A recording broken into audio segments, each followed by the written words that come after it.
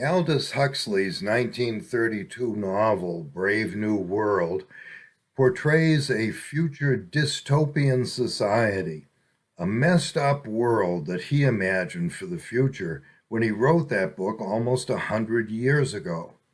It's considered one of the top novels of the 20th century and has inspired movies and TV shows picturing the future society Huxley imagined. Motherhood is outlawed in that society. Babies are all produced anonymously in test tubes and are raised in groups by workers in community facilities because there are no families. It is illegal in that society to have a child of one's own. Pregnancy is carefully avoided, and any accidental pregnancy is terminated. There are no marriages, and not even any long-term unmarried couples, since everyone is encouraged to be promiscuous. The result is a population of detached people who form no lasting bonds with others and who are totally without love, friendship, or even compassion for one another. Instead of pursuing happiness in their lives, everyone takes happiness pills called soma. Constantly high on soma, they avoid pain and avoid emotions that might trouble them, and they avoid thinking seriously about their lives. Without mother, father, family, or friends, they pursue casual sex and shallow relationships that never develop into anything serious. The Brave New World novel was shocking when it was published in 1932 because it portrayed a society completely opposite to the biblical Christian lifestyle that still characterized mainstream America at that time. In America in 1932, couples got married before having sex. Unmarried couples were few and far between, and divorce was rare. Abortion was illegal. It was totally unacceptable for unmarried women to have sex with men and bear their children. Mothers were married women who stayed home to breastfeed their babies and raise their children.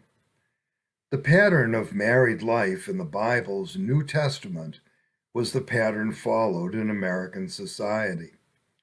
The novel Brave New World shocked people's sensibilities. But how the world has changed nearly 100 years later.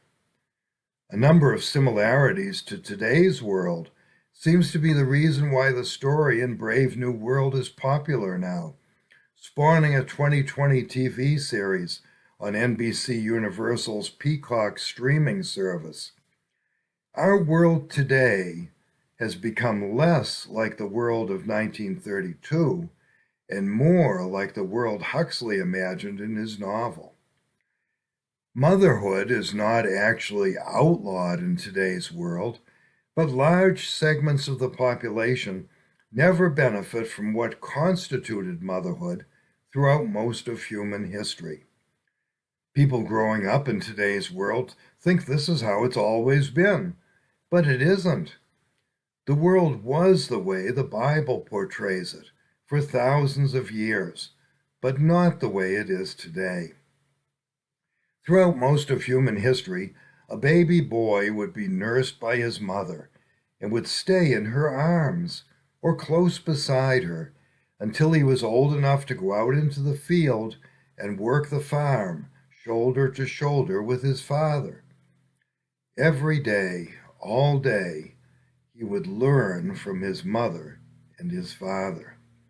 His personality would be shaped by them as he took on their beliefs and their values, their attitudes and their morality.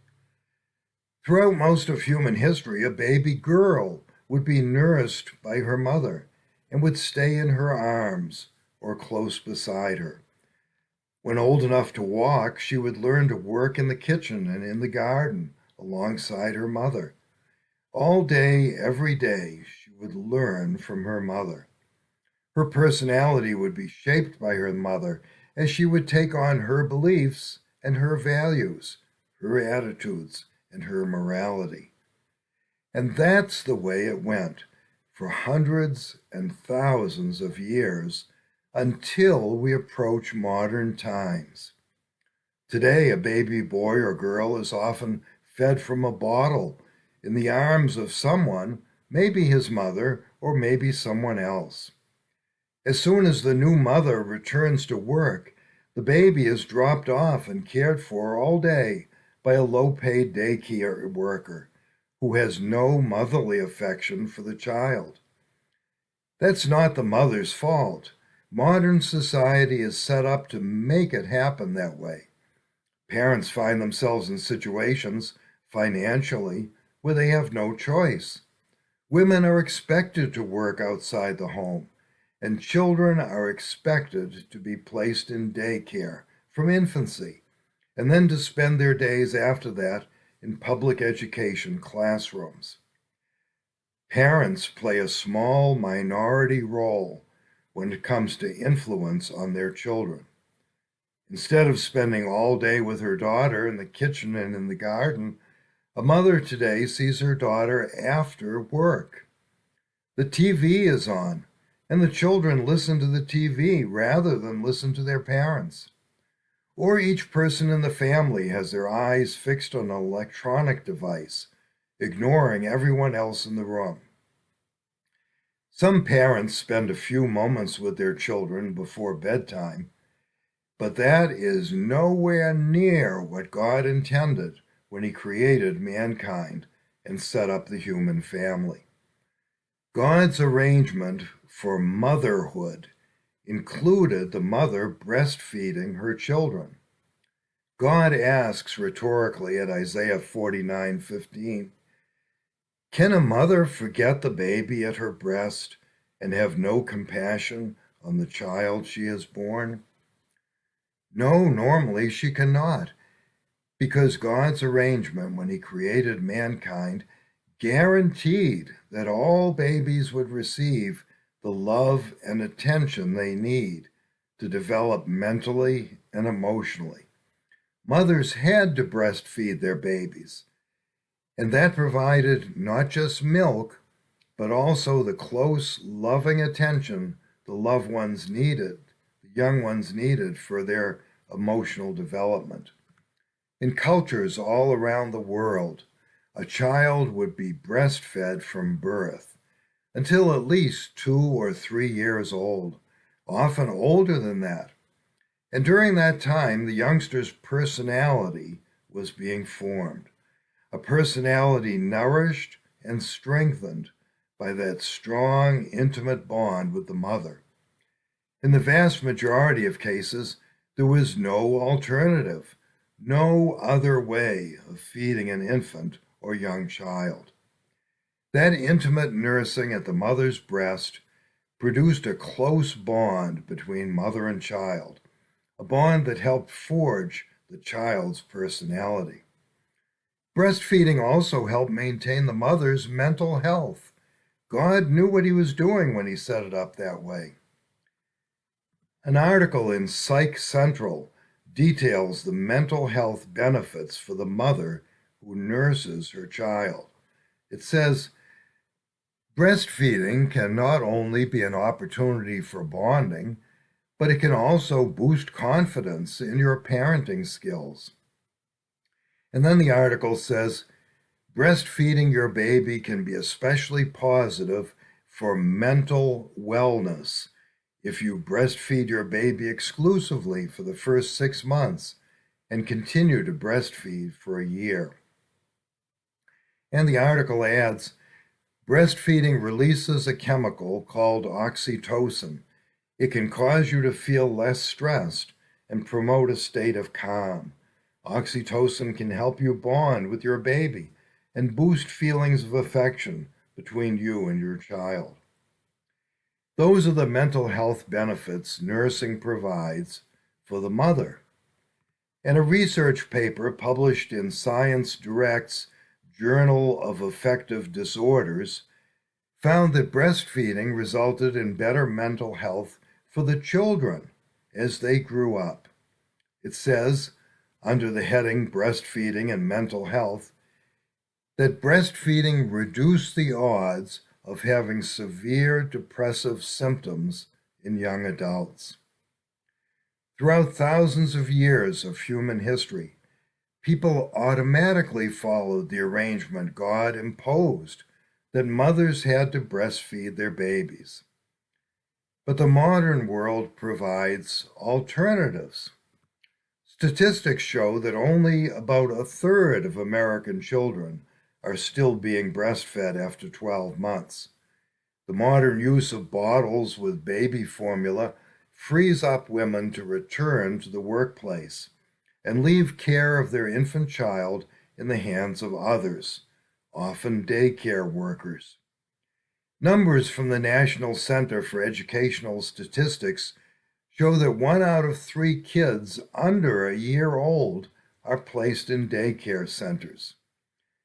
And for youngsters 3 to 5 years of age, statistics show 3/4 of them spend time in the care of someone other than their parents. This is a huge departure from God's family arrangement. No, motherhood is not outlawed in our world today, but it is terribly inconvenient for vast numbers of women who find themselves in the workforce instead of being in the home mothering their kids. And there are consequences. Instead of being bound by God's arrangement for motherhood, women are experiencing greater freedom. But what is the emotional effect on their children? The Medical Express says that youth mental health is in decline. The American Psychological Association says that kids' mental health is in crisis.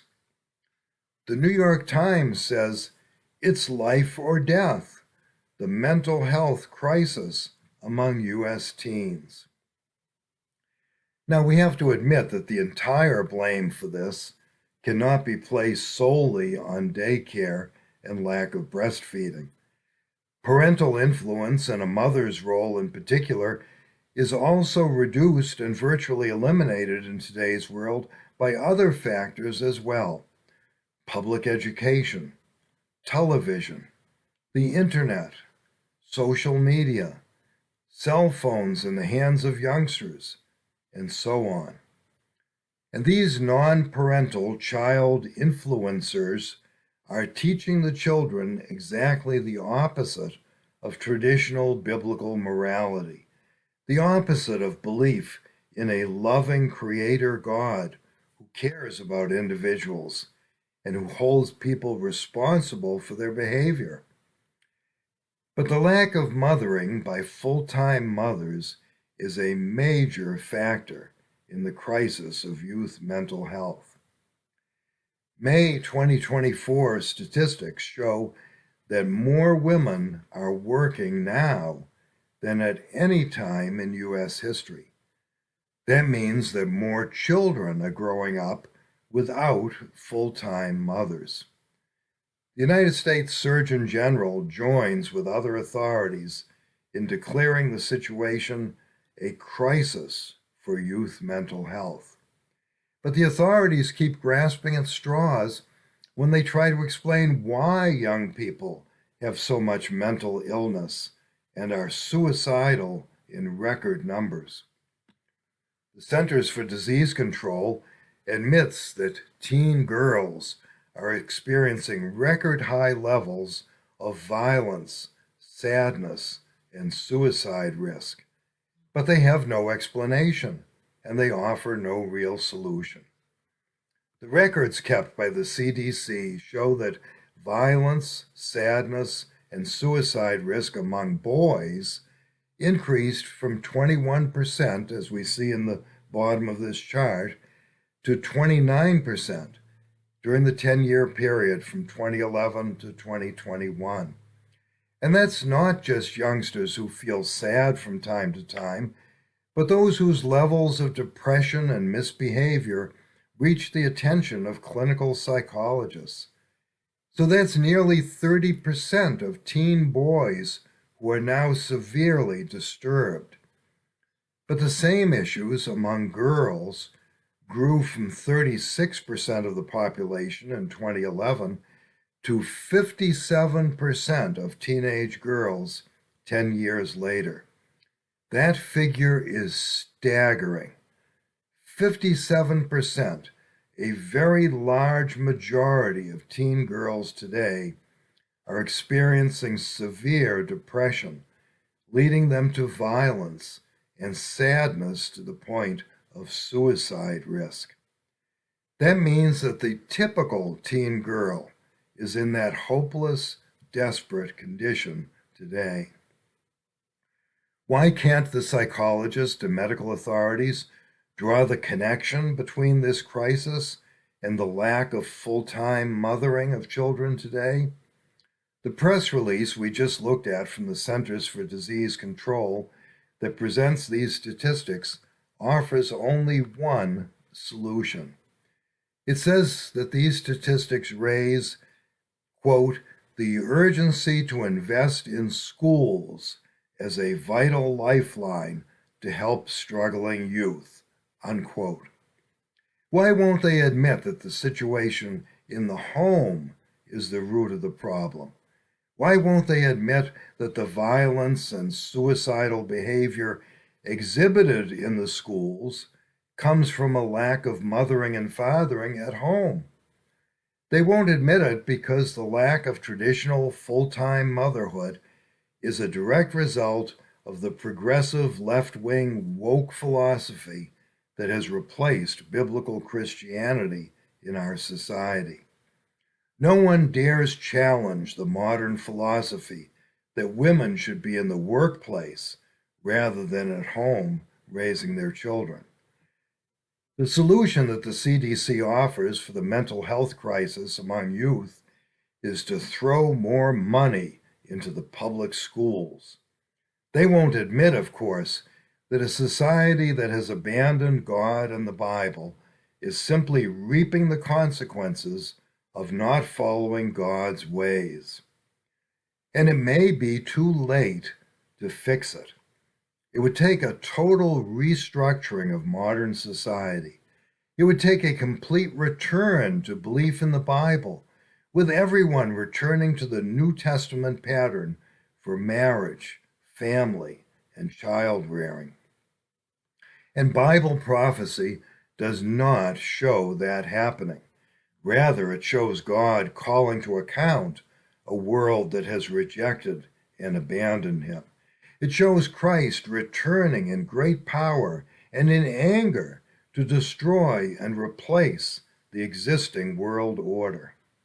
1 John 3:8 says, the Son of God was revealed to destroy the works of the devil.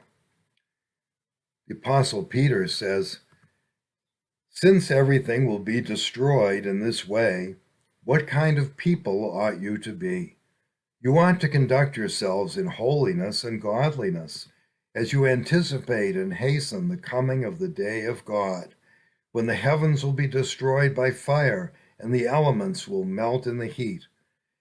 But in keeping with God's promise, we are looking forward to a new heaven and a new earth where righteousness dwells.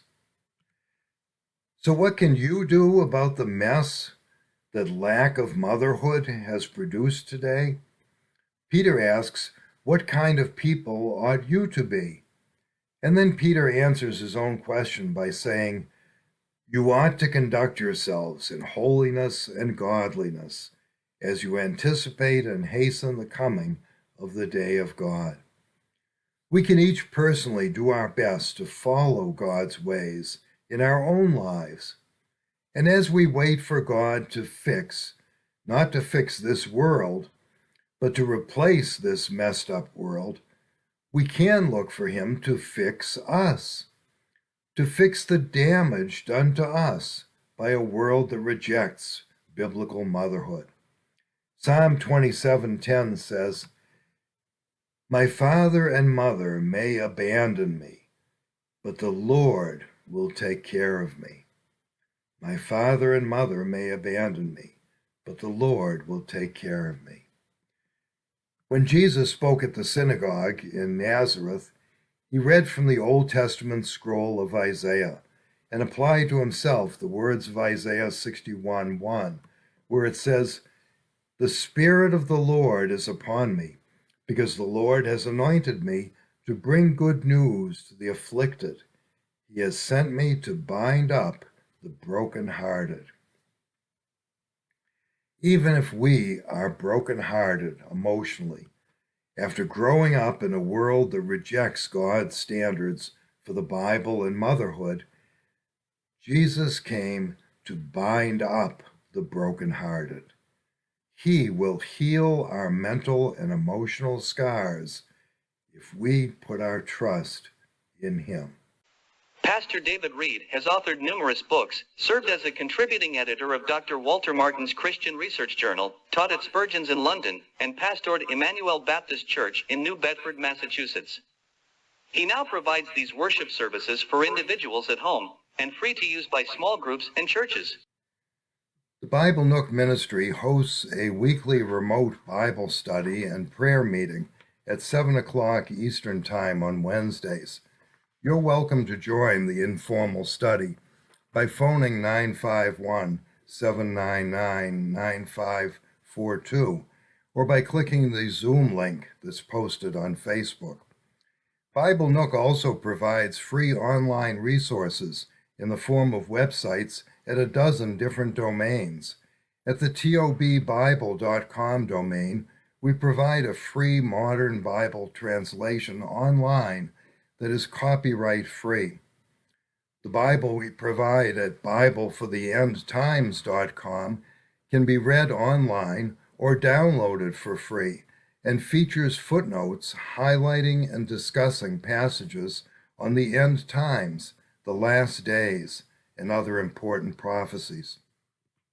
At DoorstepBible.com, we provide a free Bible in digital PDF format with footnotes that enable you to answer Mormons and Jehovah's Witnesses when they come to your door. Our AnswerJW.com website provides other extensive resources on that cult, including a free online version of the book, How to Rescue Your Loved One from the Watchtower. Our Left Behind Answered.com website examines the Bible verses related to that controversial new teaching.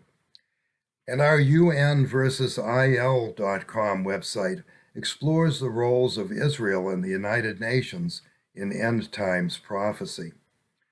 Our ComeFollowJesus.net website offers an introduction to biblical Christianity for non-believers and new believers.